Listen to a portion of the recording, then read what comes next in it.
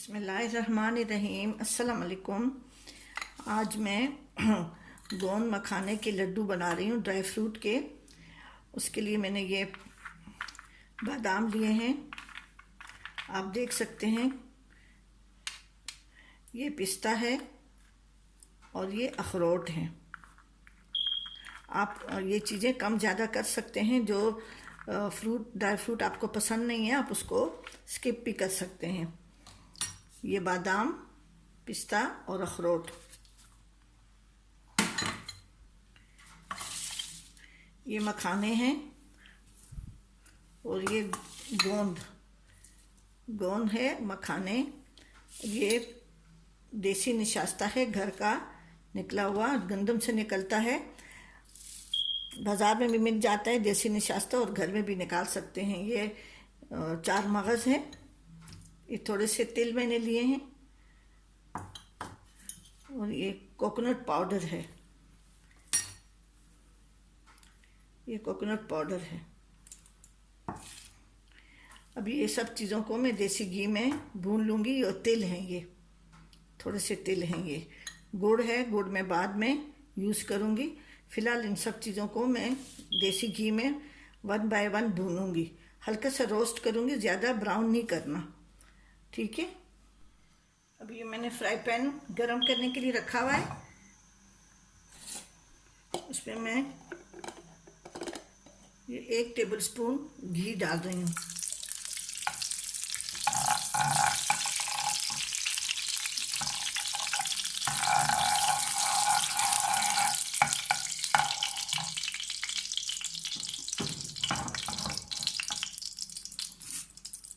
सबसे पहले मैं ये गोंद डाल रही हूँ।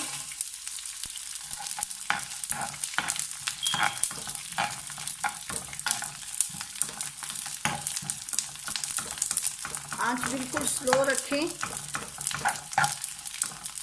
ताकि ये सारे फूल जाएं।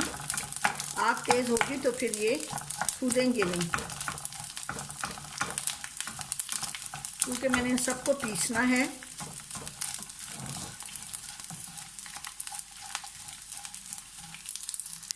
अब इनको ये हो गए हैं। अब मैंने एक पतीली रखी हुई है, इसको 1 बाय 1 जो भी रोस्ट होता जाएगा मैं उसमें डालती जाऊंगी। अब दोबारा मैं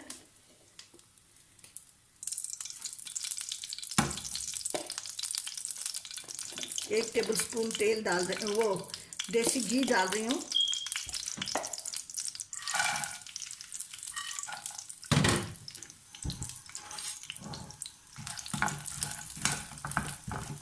आंच को बहुत तेज़ नहीं रखिएगा। इसको हमने बस इतना करना है ये क्रिस्प हो जाए और पीसने में इसको आसानी हो।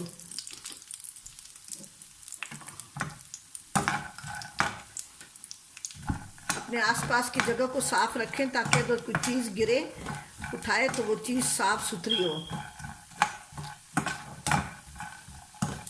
अब इसको भी मैं अभी भी ये भी हो गए हैं। मैंने एक पतीली रखी हुई है, उसमें मैं सब चीज़ों को इकट्ठा कर रही हूँ। इन चीज़ों में घी का इस्तेमाल ज़्यादा होता है क्योंकि ये ताकतवर चीज़ बनाने के लिए है कि जिस्म में ताकत आए और जहन को भी मजबूती मिले। इसमें मैं सारे ड्राई फ्रूट डाल रही हूँ। ये अखरोट हैं, पिस्ता है और बादाम।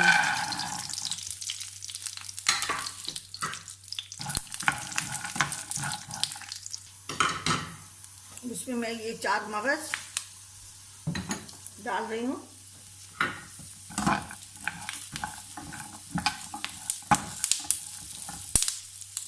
और ये तिल भी 2 टेबलस्पून है और 4 मगज़ भी 2 टेबलस्पून है। इसको बस रोस्ट नहीं करिएगा, बस हल्का से इसका कलर चेंज हो जाए।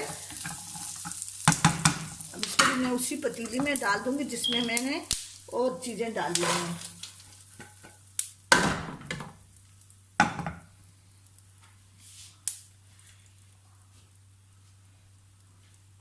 ये नारियल है, इसमें मैं घी या तेल नहीं डालूंगी कुछ भी। इसको भी बस मैं हल्का सा देखिए भून रही हूँ, हल्का सा। तिल को भी बिल्कुल हल्का सा भूनिएगा। अगर उसका थोड़ा सा कलर ब्राउन हो गया तो फिर उसमें एक वो खटाई, वो कड़वाहट सी पैदा हो जाती है।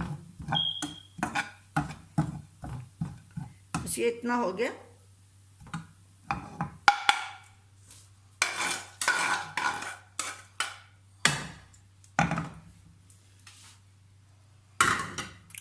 ये वो घर वाला निशास्ता है, इसको मैं हल्का सा वो करके और इसको भी मैं इसी में डाल दूँ। इसमें मैं हल्का सा घी डालती हूँ। निशास्ता कमर के दर्द के लिए बहुत अच्छी चीज़ है। हमारे यहाँ के पीके में सर्दियों में ये चीज़ें बहुत इस्तेमाल होती हैं। आजकल तो बहुत से लोग जो है ना वो कॉर्नफ्लोर से भी हलवे बनाते हैं, लेकिन हमारे यहाँ ये गंदम से निकालते हैं। प्रोसीजर इसका, जिनके बड़े बूढ़े घर में मौजूद हों उनको ये पता है कि उनको बिल्कुल मालूम है कि ये कैसे इसका निशास्ता गंदम से निकलता है। देखिए ये भी हो गया।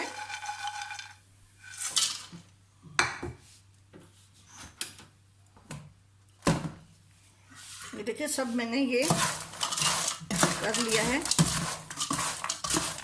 जब मैंने इकट्ठा कर लिया है।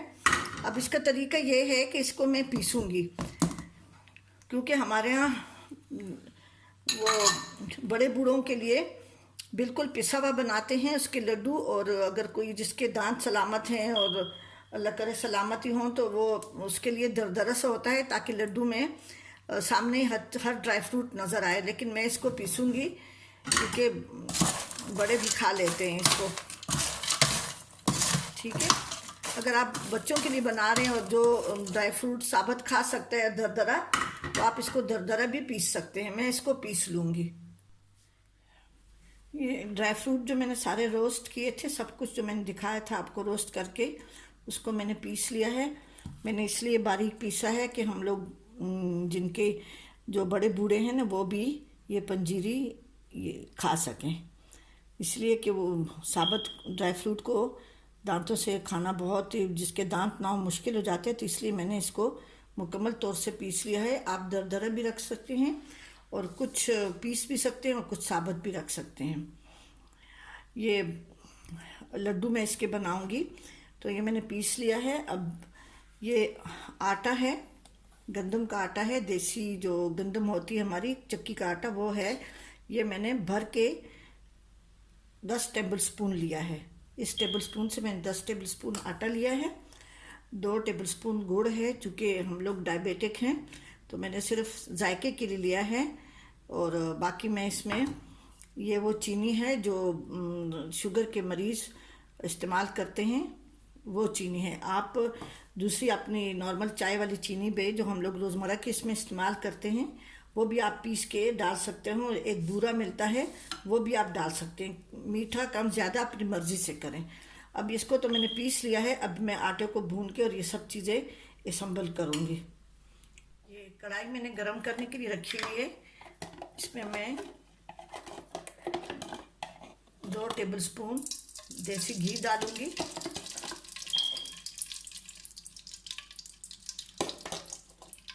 आप इसमें तेल भी डाल सकते हैं, लेकिन तेल में वो मज़ा नहीं आता जो घी में बनाते हैं हम लोग। ये मैं आटा डाल के इसमें भून रही हूँ।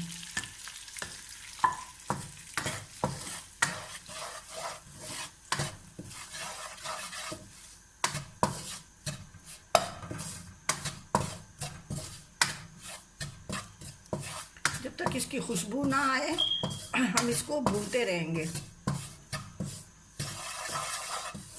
ताकि इसका कच्चापन दूर हो जाए। ये आटा मैंने भून लिया है, इससे अच्छी खुशबू आने लगी है। मैं उसको अभी उतार रही हूँ। इसमें कच्चापन बिल्कुल नहीं आना चाहिए और ना इसको जलना चाहिए। बिल्कुल हल्की आंच पे, शुरू में थोड़ी सी तेज़ आंच रखें और बाद में थोड़ी सी हल्की कर दें।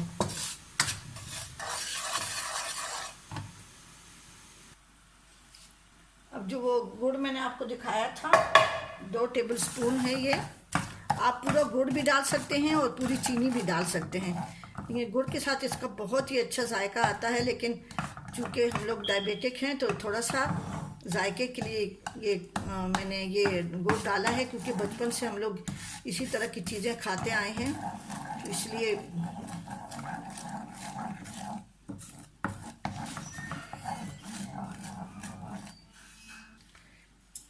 क्योंकि अब ये गुड़ मेल्ट हो चुका है।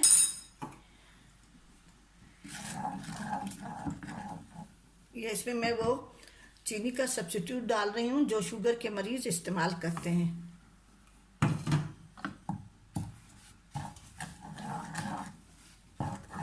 बिल्कुल हल्की आंच पे इसको मिक्स करना है।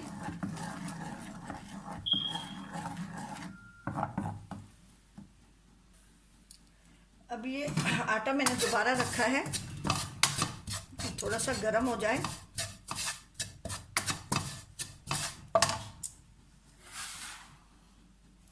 मैं इसमें ये ड्राई फ्रूट जो मैंने पीस के रखे थे वो मैं डाल रही हूँ।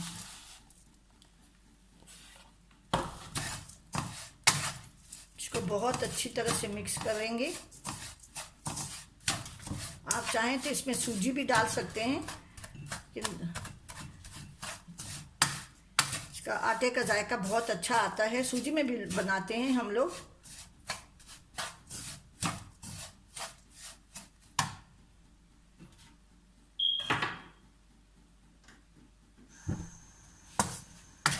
आज को मैं थोड़ी सी तेज़ कर रही हूँ इसलिए ठंडा हो गया है, तो थोड़ा सा ये गर्म हो जाए तो फिर मैं दोबारा आंच स्लो कर दूंगी।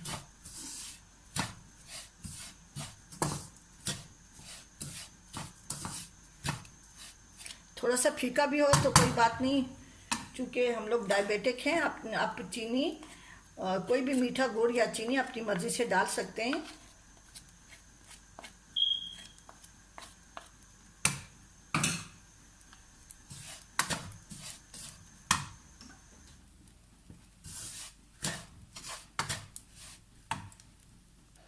ये 1 टीस्पून इलायची पाउडर में डाल रही हूँ।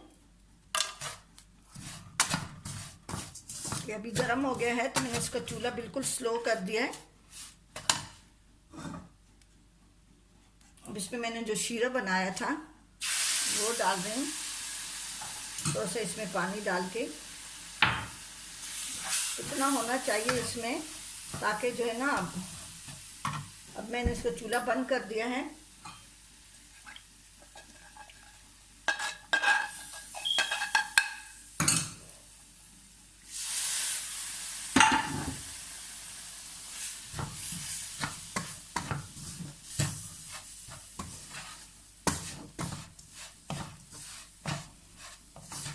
अगर आपको लग रहा है कि ये इसके लड्डू नहीं बन सकेंगे तो इसमें आप थोड़ा सा पानी भी डाल सकते हैं, लेकिन ये अभी इसके लिए काफ़ी है। इसको मिक्स करके अब ये थोड़ा सा ठंडा हो जाए तो मैं इसके लड्डू बनाना शुरू कर दूँगी। अब मैं थोड़ा सा हल्का सा ठंडा हो गया है, ज़्यादा ठंडा नहीं होना चाहिए।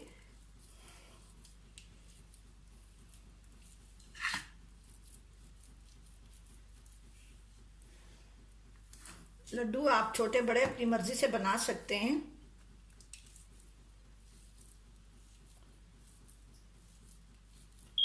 दबा दबा के बनाएं ताकि अच्छी तरह से ये टूट ना जाए। फिर